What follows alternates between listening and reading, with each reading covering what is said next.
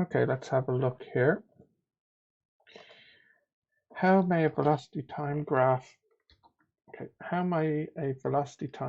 be used to find distance traveled in a given time? So let me just squeeze it up here actually. The area under the curve on a velocity time graph represents the distance traveled over that time, e.g. So we could draw a little graph here. We could say t1, t2, this is our time, this is our velocity, and then here's our graph, and then this area here represents the distance. And if you had, for example, the velocity is equal to some function of time, if you knew the formula here, you could say that the distance is equal to the integration from t1 to t2 f of t dt.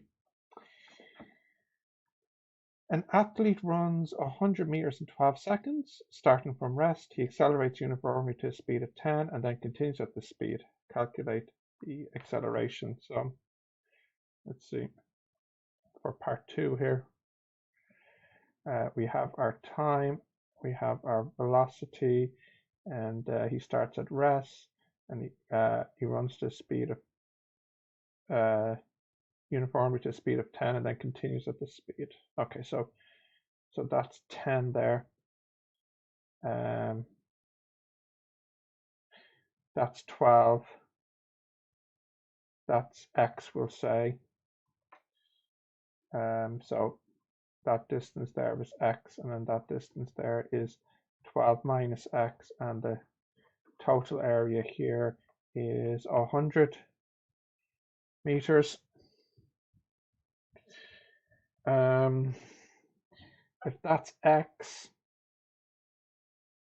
well, okay, let's just get the area. So 100 is half the base by the height, so a half x by 10 is 5x, plus 12 minus x by 10, 12 minus x by 10, so you get 100 equals 5x plus 120 minus 10x, so you get 5x equals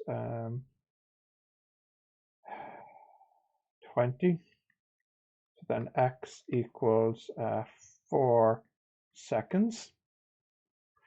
So the acceleration then, rise over 1, is 10 over 4, which is 5 over 2, which is 2.5 meters per second squared.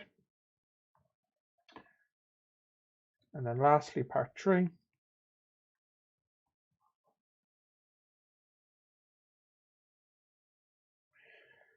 Body starting from rest travels in a straight line, first with uniform acceleration A and then with uniform deceleration B. It comes to rest when it's covered a total distance L. If the overall journey of the time is T, show that. Okay, so let's just think here. There's our time, there's our velocity. A body starts from rest, travels in a straight line, first with uniform acceleration A and then with uniform deceleration B. So, okay, I think it's like this. And the total distance is L. Yeah, okay, so that's total distance is L, total time is T, that's A, that's B, or rather negative B. We'll call that time T1 and that time T2. I think we have the formula T1, the ratio of T1 to T2 is the ratio B to A. You also know that T1 plus T2 is equal to capital T. And you also know that a half the base times the height is equal to L. So how do we want to combine these? We have L, A, B, and T in our answer. No T1s, T2s, or B. So, well, if I I sub this in here actually instead of using T1 plus T2, although I need to get A's and B's in it, don't I? Let's have a think here.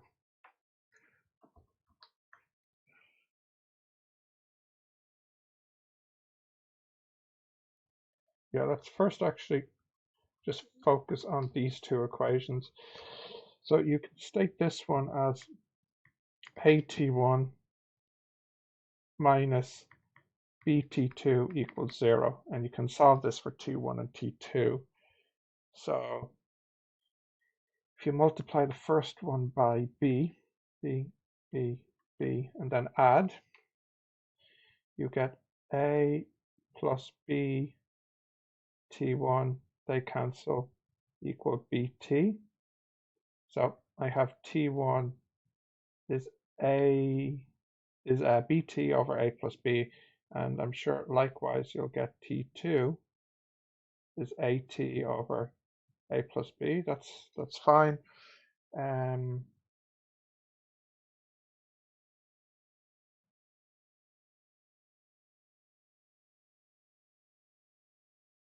see. It's a square in it. No, I'm actually, let me go back. Let me start this over.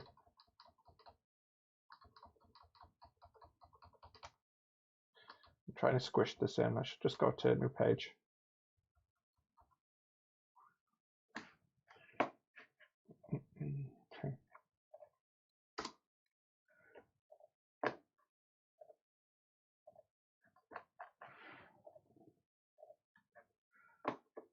I'll just redraw this here.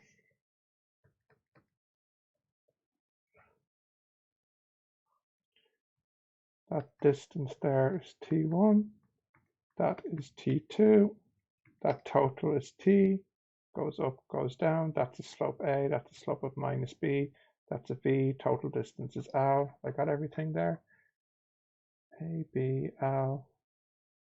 Yeah, okay, so just delete this.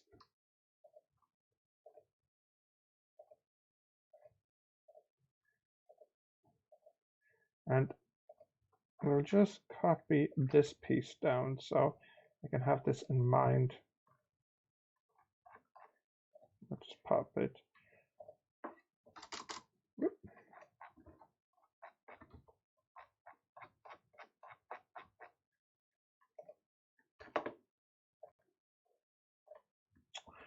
Oh my goodness.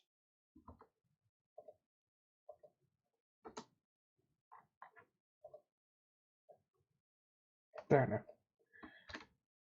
Oh my goodness, what is going on here?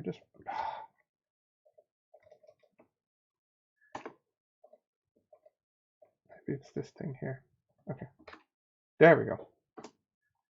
Right, now we can ready to roll. Okay, let's think about this now.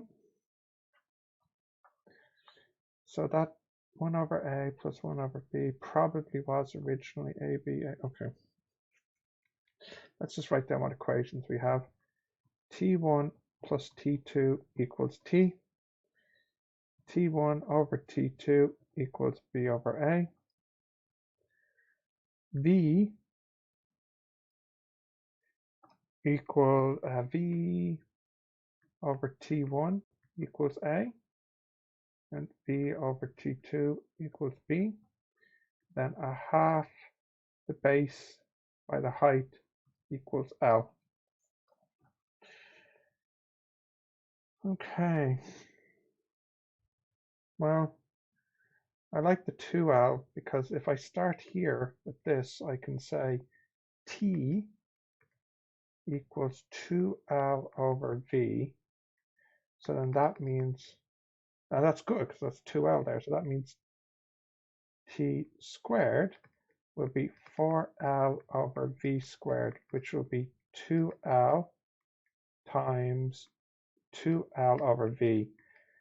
So I'm halfway there. I have the 2L out in the front, so now we look at the 2L over V.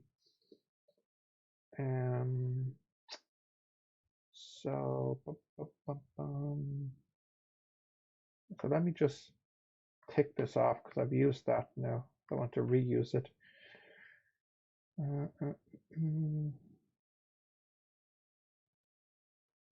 So I can say,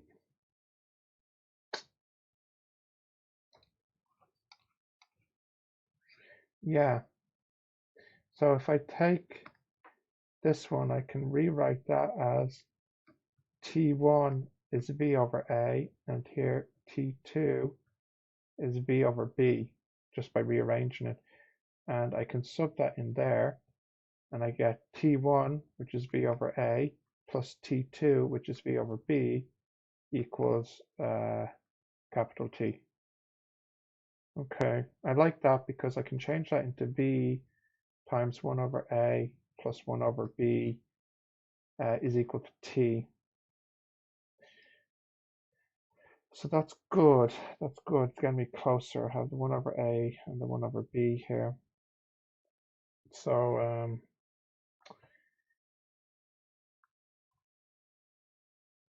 the V, maybe I can.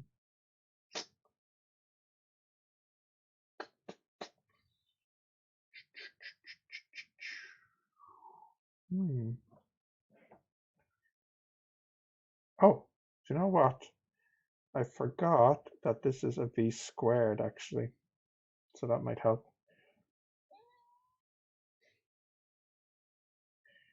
It'd be super now. How would I get a V squared? Let's see. How would I get a V squared?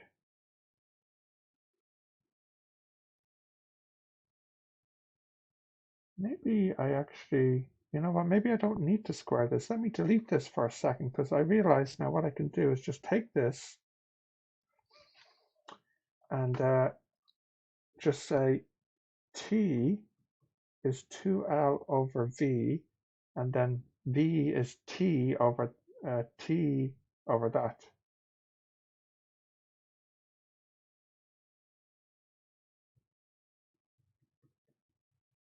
Then what I can do is cross multiply.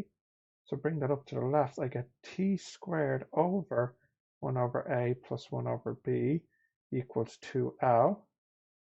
And then I can cross up again, and I get T squared equals L times 1 over A plus 1 over B, which I think is what I'm trying to get to. Yeah, success.